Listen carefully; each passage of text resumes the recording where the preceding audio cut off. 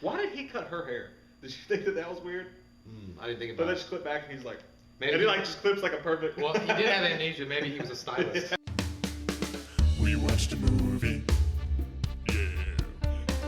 We watched a movie. We watched it. We watched a movie. Yeah.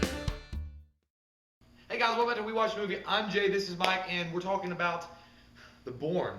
In honor of the legacy that is Bourne that comes out this week, the Bourne legacy. We're going to talk about all the Bourne. So yeah, the Bourne Identity. Mike, what's it about? Well, it's directed by Doug Liman. It's the only film he directed in the series. He's also directed shitty movies like Jumper and Mr. and Mrs. Smith. I kind of like Jumper. But he also directed Swingers, which has nothing to do with this. It's written by Tony Gilroy, who wrote all the movies in the series, and will be directing the Bourne Legacy, which is why we're doing this. The Bourne Legacy this week. He's directing that? Awesome. Yeah. Oh. And he's written all three of the other movies. He also wrote The Devil's Advocate and State of Play, which is an awesome movie.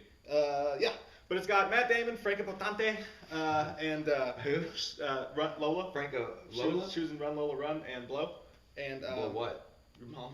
Ooh, that's nasty. Chris Cooper's in it. He's awesome. Hanging with Mr. Cooper. Yep. American Beauty. He was in American Beauty. I know. It's also got Brian Cox, who you don't put it together when you're watching it, but he's the What's his last name? He's the Cox. Oh. Jay Cox. Yeah, he's the What's his last name? Cox. he's the chief or whatever in Super Troopers. Oh yeah, he's good. Yeah. I like Brian Cox. I know you do. Yeah, no, I was setting myself up for that one. I didn't realize this the first time I watched it. It's got Clive Owen in it. Brian Cox is also in. Get off the No, Cox. Brian Cox is really in X-Men too. You forgot about that too. Oh yeah, he is. He's the bad guy on that. Yeah. Whatever. But Clive Owen's in it, Yeah, I know. which we were talking about this Yeah, earlier. Clive Owen, like I think he's totally underused in this. He doesn't look like himself in this. He's so skinny, and he looks Well, he's like he's got weird glasses. young, He's kind of dorky. Yeah. younger. Look what they make you give. I think it'd been funny if Betty was like, I don't give a fuck, give me what I want. And of course, Julia Stiles. I thought you were gonna say Anna Kournikova. No. Why would you think that? I don't know because I watched the Olympics. Yeah. Julia Stiles was like, I don't know why she was even in it for, because she had like She's the in all of smallest. them. I know, but she has the smallest role in the first two. I don't know why either, but I don't think she's that bad. No, she's a good actress. In other stuff, she's bad, but not in this. Yeah. A man wakes up with amnesia. He's got bullet holes in his back. That's bad. He doesn't remember who he is or what I he's hate it when doing. that happens. Yeah. Yeah, so I like this. This movie is the James Bond American style.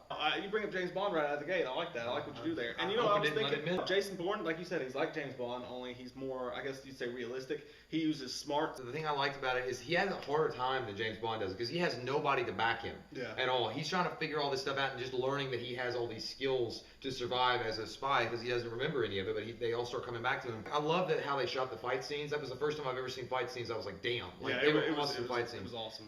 Action scenes, besides that, the like chases and all that stuff were really like nail biters. Yeah, the chase in this one, when they're playing that song, down, Yeah. down. That was my favorite chase scene in the whole series. I know the other two were like way longer and way more intricate, but Yeah. I like this one a lot more. And he's driving and he's like, do you take care of this car? And she's like, turns to the right a little bit. Like, who would know that? Yeah, I know. If he asked me that, I'd be like, dude, you're fucked. I don't take care of my car at all. The guys were trying to kill him, right? Yeah. Okay, I'm not gonna say who it was, but when they finally there's like the resolution and he finally understands where he is and what he's all about, then it's like the guy was like, you should have come in. You should have come in and this all would have been taken care of. And he's like, I don't remember anything. He's like, bullshit. And he's like, so like I was thinking to myself, I was like, so if he had just come in, there would have been like he would have been okay. No, they were lying to him. No, he was lying to him. He was lying. He wanted him to come in so that they could either fix him up and send him back out on another thing, or just kill him and cut off. They work for Treadstone and they make great tires. I don't think they're liars. No, but that's one thing about this. You mentioned like with Chris Cooper and Brian Cox and everybody back at the at Treadstone. Yeah. It's this movie of all three movies, I think, has their best scenes. Like Treadstone and the CIA, their story in the original one makes more sense than other ones. It's like we were talking about in the other two movies. It almost seems like they're trying to like figure out a way to bring Jason Bourne back into it. Yeah. This one had the most sensible plot to me of all. Dude, you know, I just thought about this. Like one fight scene in that whole movie that I always remember, and I remember it always from like all three of them, is that scene where he sticks that dude with the needle or the pin and he pulls. God! I know, and he pulls out like it's nothing. And he was like, yeah. I was like, you just pulled a fucking pin. If I'd been Matt Damon, like, oh my god, dude, I'm sorry. Are you okay? It's like it was gross. And he was like, ugh. Yeah. It's like, what now that pin is just ruined. Nobody can write with it ever again. What about Franca? Who? Potente. Who's that? The The girl. girl. What'd you think about her? She's alright. She was good. I liked her. She just got $10,000 to drive him just to one place to the next. I would have been like, okay, I'll see you. Yeah. Good luck with your life. Yeah, but I mean, she wanted to stick around. She's kind of like one of those things, like a turtle that you just can't get off. You're like, what the hell? And Well, I know see what- that in Matt Damon's face. He's like, I kind of want you to leave. Me Yeah. alone." He's like, I paid you money. Well, I think the reason she stuck around though was obviously because that hitman. She found her picture and she was. No, worried. she stuck around She 'cause couldn't she protect wanted- herself. She wanted the Matt Damon special. Well, that too. I That's think what that she was, wanted. that was more than anything. Matt Damon. Mm. That's what she wanted. Actually, in a way, she's a hooker. He paid her money, and then she jumped on them balls. That's pretty true. That was it. Yeah, that's kind of true. Would you do it though? Jump on his balls? Yeah, I don't think so. of sir. course. I don't think no, so, sir. if some random guy ran out to you with a bag full of money and was like, "I'll give you $10,000, $20,000 to take me to Paris or whatever," I was like, what did you do? I would do it, dude. I'd be like, "Yep, get in." I liked Matt Damon trying to figure out who he was and find the security box with the money and the passports. It was way more intriguing because in this movie, when you watched it, you didn't know. But the other two, you knew what was going on. This one just interested me more. So I liked it better than the other two movies. I'm gonna give it a 9.0.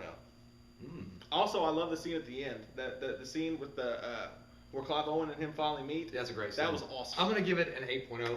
I think it's a great That's movie. it? Yeah, that's it, Mike. You gave it a Ferrari of 9s. I did. But it was really high octane action at the very beginning of the movie, and you're actually interested in what happened to this guy. You want him to figure out. I mean, it had Treadstone tires in it too. You can't go wrong with Treadstone. I don't know. I think 8.0 is a fair score because coming up, Supremacy was way better to me. So I don't know. I just like 8.0, and I have to take them all into account. Like look at them as the whole series. Yeah, it's So- hard to rate trilogies. I know. So 8.0 for me. I think it's a great movie. I think it's a little slow in some parts, not many, but there are some slow parts in it. And the girl gets kind of annoying, like the interaction between them. Question of the day: Bourne or Bond? Well, if everybody's gonna pick James Bond. I don't think so. I don't think so. Why'd you say it twice? I don't I'm think gonna get the papers. Get the papers. I'm gonna call you Johnny 2 times. Okay, so yeah, Bourne we'll Bond. see then. Okay. I say personally for me, it's Bourne. It's Nobody just, asked you. it's more realistic to me. I like rather than using a bunch of high tech gadgetry. Mhm. I like to just he uses his mind and he uses the skills. He's a smart one. Yeah. But James Bond's smart too. But who do you pick? I don't know. They'll pick one. They're on teams. They can't. You gotta pick They would one. never They're fight not. each other. They're Batman and No, Robin. they're not. Yep. Who do you pick? Nobody. Give me a choice. Me. Bourne or Bond? Me. Bourne or Bond? Jay. Do it. Bond. Pancakes. I like Daniel Craig. Flapjacks. All right, guys. Rate, comment, subscribe. I'm Jay and this is Michael. We'll see you next time. We watched a movie. Yeah. We watched a movie.